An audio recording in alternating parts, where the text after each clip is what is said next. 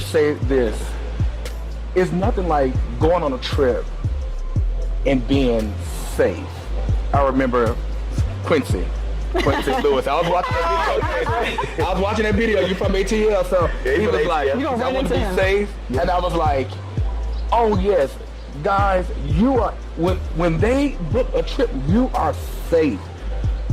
Even the rooms, guys, our apartment, and going back kind of sidebar into technology, I mean cybersecurity. There was not a key, there was a lock that speaks to you with these digital.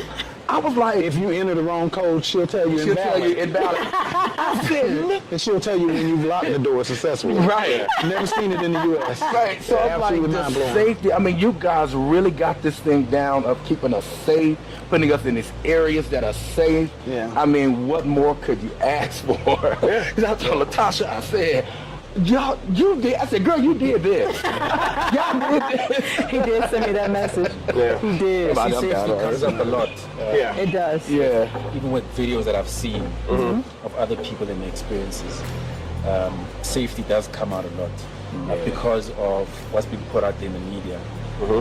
I think any place in the world has its own disadvantages of absolutely crime, this and that. You know, I've never been to Brazil, but I know I would never go to certain places. Like the favelas. I'd never go there. Just by looking at it, I'm like, okay, it's got its own people. Got its own little vibe. Any place in the world has that. And I think the more the safety message comes out about, you know, it's not all that bad. You know, we got this and that happening, blah blah blah. But one thing that I've seen also pop up most of the time is this thing about Africans don't like or love African Americans. I don't know where that comes from. But it comes out a lot in the YouTube world, where videos are done about whether or not Africans love African Americans. What was your experience like? Did you guys, you know, experience that? For someone that still thinks, you know, that happens? Here, absolutely not. No, absolutely. Absolutely not.